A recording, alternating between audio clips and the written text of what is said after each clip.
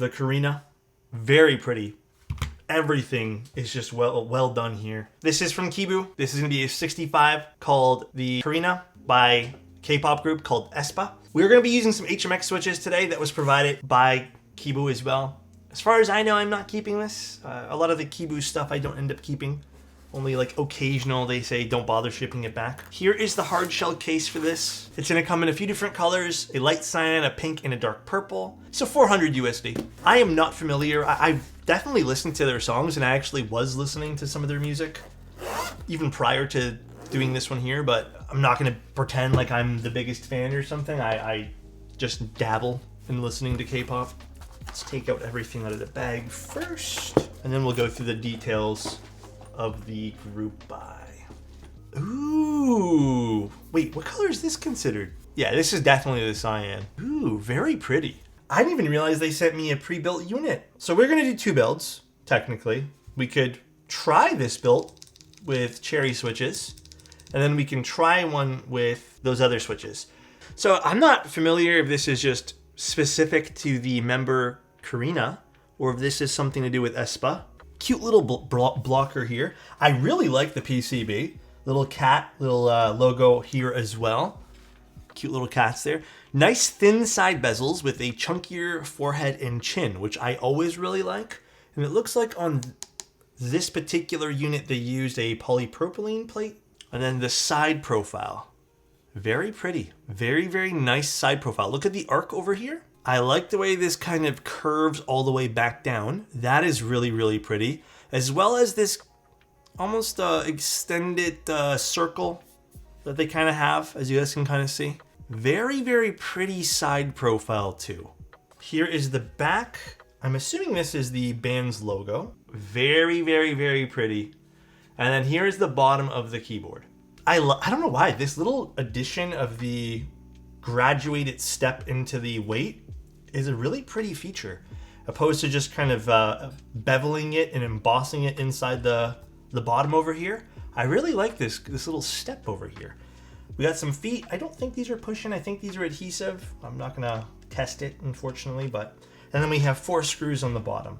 I really like the aesthetic of this board. So 400 USD, and I don't think there's a whole hell of a lot of units. 100 units, and it doesn't say what allotments of each color. I'm not sure, but yeah, I think 400 bucks is not bad. I don't think that's bad. It's gonna be tadpole mounted.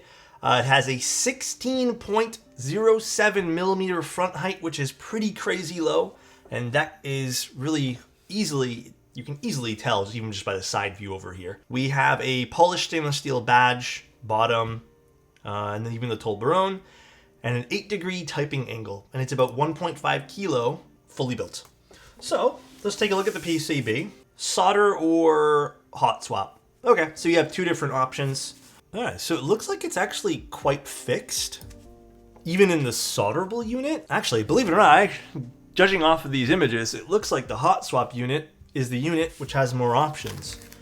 But yeah, it's very, very fixed in terms of layout. Again, to keep it completely fair with the way I've been judging PCBs and looking at PCBs, I do think it is a reasonable ask. I understand designers might have a certain way they want you to build this, and I respect that. I'm looking at the viewpoint of not just what the designer wants, but just what will do well and capture more people's, I guess, attention rather. And I think what's going to capture people's attention is more options. It's not a huge ask in the end of the day. I don't think so. But for example, like having some different options, like different space bars. Actually, this particular hot swap unit doesn't have a whole hell of a lot, but it looks like there's going to be more options on the final version of the PCB, like split backspace and just stepped or regular. But I do think that if you're going to make a PCB, add some options. But again, it's not like it's a bad thing. It's not an objectively bad thing, but I think from a sales standpoint, you could argue that you're going to capture more people's attention. That's all. Pretty standard fare PCB here. I don't think this is the final PCB. I really like this silk screen, by the way. This is cute. Cool. And it looks like there's a ribbon cable connector here, which is interesting. Reset over here. Pretty standard fare. And then we have our plate. This is I'm guessing that actually this might be palm or something, but this is PP or palm or something too. Plastic plate. What switches are these? These are called HMX TT Reds. They're apparently not released yet. God damn, this is red. I feel like I have to show you guys in this particular camera, if it even wants to focus. Even this is not really, it's a little bit muted on camera. This is red, dude. Ooh, look at the internals on this. Okay. I know this is the inside here, but I do like the fact that there's an extra slab of brass on the inside. I don't love the ribbon cable, but you know what? It is what it is. This does have an extremely low front height, so I understand the ribbon cable. I didn't even realize it had a piece of brass in the inside. That's really nice. Not a ribbon. I mean, the ribbons, at the end of the day, like, yeah, they're a little annoying. But yeah, at least it's a little bit longer. And I understand why you need it in this particular board. It's an extremely low front height, and I would make the very bold assumption to say that the JST connector just wouldn't work in this. Like the thickness of those cables. So I get it. But really nice to see that. That is really cool. A little bit of a graduated step here on the front, and same thing on the back.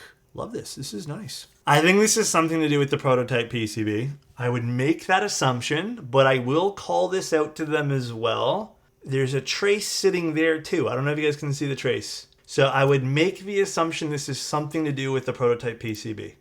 And this is on their pre-built one that they sent over. Regardless, I will bring that up because that is not ideal in the slightest. Okay, let's put this in now. And we're going to do the HMX one first, and then we'll put some keycaps on the Cherry one. Okay, guys? Pad pull mount, for me, always feels and sounds a smidge like a cross between a gasket and top.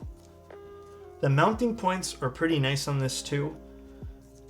Again, this isn't anything like a leaf spring or something with some intentional mounting, I guess, where it's going to be a little bit more bouncy on the plate, if you want to call it that, flexy on the plate. These are just some fixed mounting points. Again, very similar to what a top mount would be. Okay, we need to put keycaps on these because these switches are a little jarring. Okay, without the red switches, this is like a whole new board. The red switches were very distracting. This is a really pretty looking keyboard. So, taking a look at it again, very thin side bezels, thicker chin and forehead here. Love that. Very low front height, 8-degree typing angle. I'd say this is an extremely pretty side profile, personally. I really like it. I vibe with it. It's like it's almost like humble in a way, but also still very elegant. The Karina, very pretty. Everything is just well done here. I mean, the colorway is a colorway, but yeah, there's other colors they have. I think this is generally going to be themed towards something a bit more cutesy. So we're going to start off with these, and then we'll just move these caps over to these switches. So let's see what this sounds like now.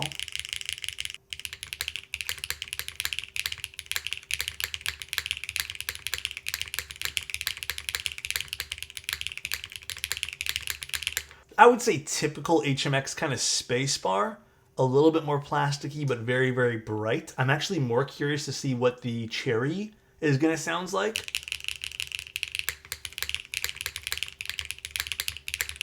These are the HMX TT Reds. The whole board is very, very full sounding, which is amazing. So we're going to do two things. We're going to swap the switch here for something not as plasticky sounding.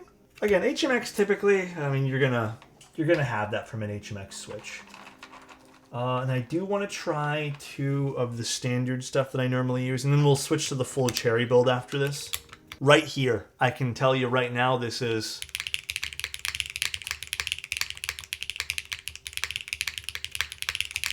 a lot better. Yeah, it's the same sound signature. I just feel like lowered down a whole hell of a lot. I mean, this sounds really, really, really good. I really like this board. This is an aluminum plate, I think. Ooh, the aluminum plate with the Cherry switches. Not as poppy, I'd say, as the plastic with the HMX, but I kind of like this better.